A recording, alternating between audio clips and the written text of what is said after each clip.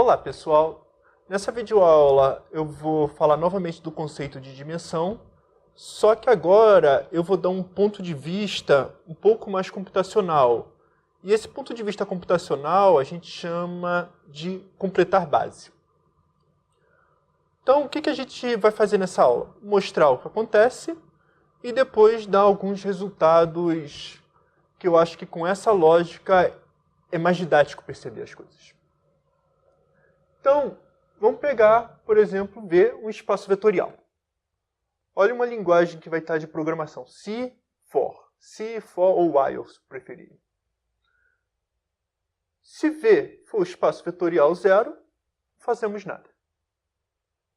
Caso contrário, ou seja, se V não é o 0, então é porque existe um V1 pertencente a V menos o 0. Se existe um V1 pertencente a V menos o 0, defina o primeiro V1 igual a RV1. O RV1 é uma notação simplificada, mas é os vetores da forma A1V1. Beleza. Então, definiu. Vai ter dois casos. Se V igual a V1, acabou. Caso contrário, ou seja, se V não é igual a V1, é porque V menos V1 é diferente de vazio. Se V menos V1 é diferente de vazio, existe um V2. E defina V2 igual a V1 mais RV2. Então, V2 seria A1V1 mais A2V2. Novamente, se V é igual a V2, acabou para o processo. Caso contrário, V menos V2 é diferente de vazio, então existe um V3.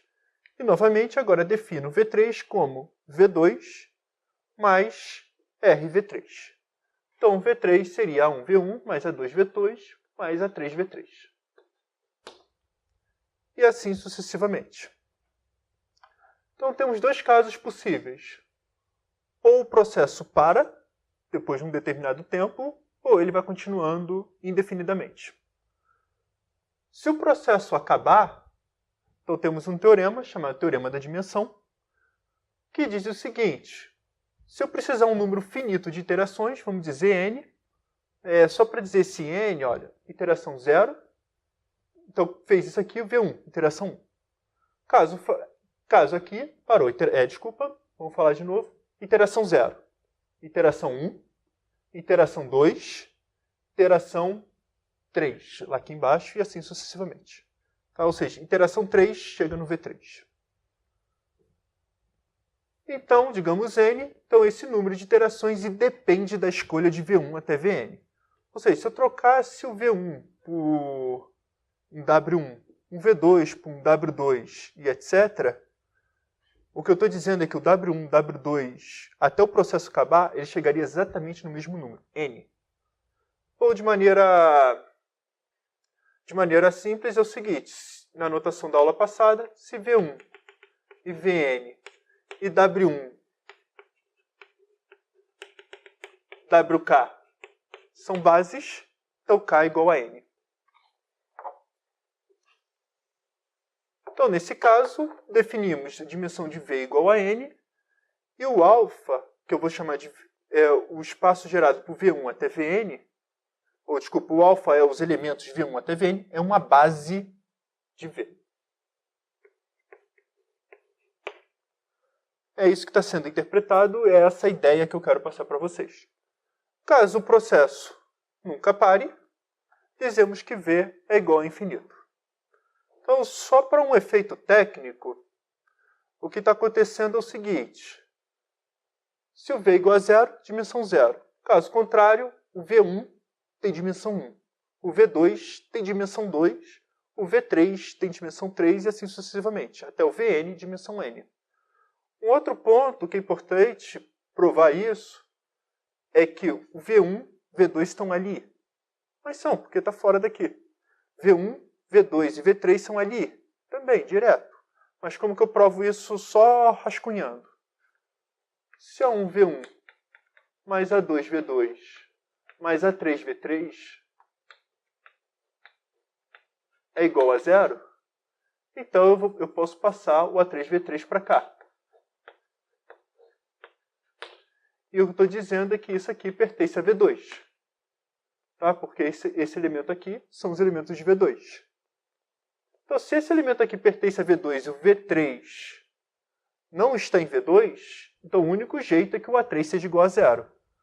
Logo, A3 é igual a zero. Mas se A3 é igual a zero, A1V1 mais A2V2 é igual a zero. Logo, A2 é igual a zero pelo mesmo argumento. E A1 também é igual a zero porque V1 e V2 é uma base. Seria um argumento de indução. É um bom exercício tentar vocês fazerem esse pedaço aqui.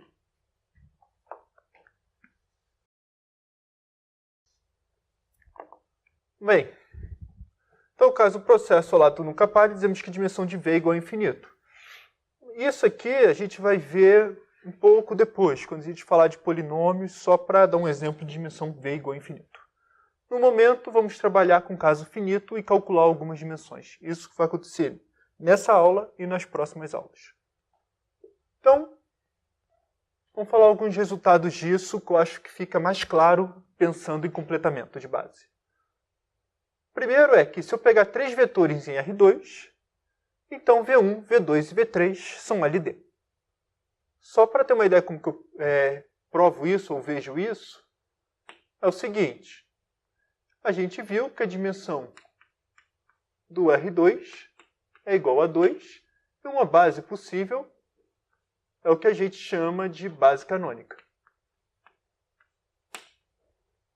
Então, naquele brincadeira de computação atrás, a gente teria, no máximo, duas iterações. Então, o que vai acontecer? Primeiro caso, vamos pegar o V1. Se o V1 for igual a zero, já são LDs. Caso contrário, se V1 é diferente de zero, eu vou só rascunhar mesmo, tá? Não vou escrever direito, não. Considero V1 igual a RV1. Agora temos dois casos. Se o V1... Se o V2 pertence a V1, implica que V1 e V2 são LD. Caso contrário, se V2 não pertence a V1, o que nós temos? Nós temos que considerar V2 igual a RV1 mais RV2. Se RV1 mais RV2, pelo teorema da dimensão, ou seja, se eu tenho dois elementos, ou teorema da invariância da dimensão, então esse conjunto aqui é exatamente o R2. Se é exatamente o R2, então com certeza V3 pertence a V2 e, portanto, V3 é igual a A1V1 mais A2V2 para algum A1, A2 pertencente aos reais. Então, V1, V2 e V3 são linearmente independentes. Tá? Pensa aqui um pouco, eu vou apagar o quadro.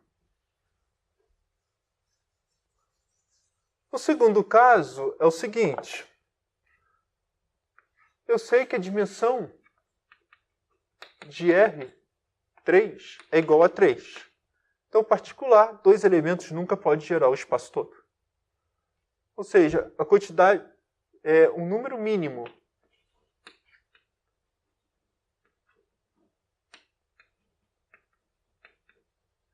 ou melhor, um número mínimo não, já que o número é invariante, mas o número de iterações necessárias, ou melhor, até mínimo mesmo, são 3.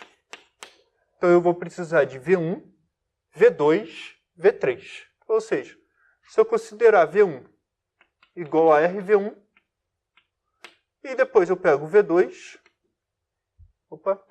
e depois eu considero V2 igual a RV1 mais RV2. Foi duas iterações. Então, com certeza, existe um V3 pertencente a R3 menos V2. Para ter o V1, V2 e V3. Esse é o teorema da dimensão. Então, em particular, Isso aqui sempre vai ser diferente. 2 vetores nunca gerar o espaço todo. E, finalmente, o 3 é o seguinte. Seja V e W 2 espaços vetoriais. E eu vou supor, por causa de algumas razões técnicas, que a dimensão de V é finita. Tá? E eu estou supondo que V está dentro de W, mas estritamente contido. O que eu vou afirmar para vocês é que a dimensão de V é menor que a dimensão de W. Como a gente prova isso? Vamos supor que a dimensão de V é igual a K. Se a dimensão de V é igual a K, então eu consigo V1 até VK, uma base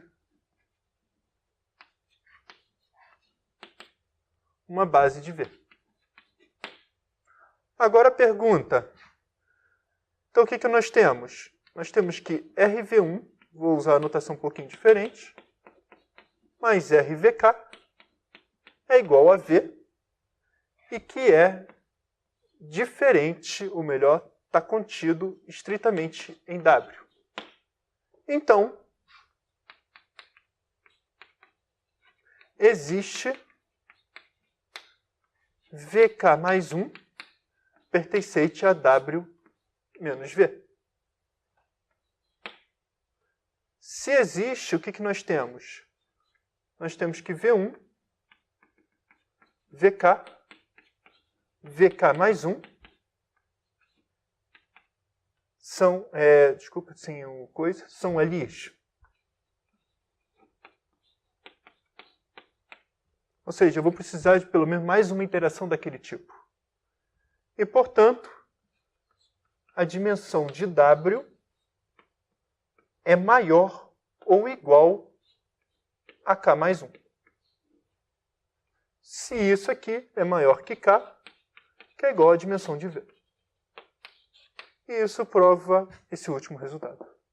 Ou seja, se um espaço é menor que o outro, então com certeza a dimensão é menor.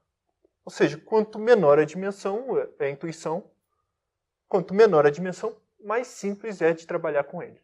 Essa é a ideia que nós vamos ter pensando. Pensando geometricamente.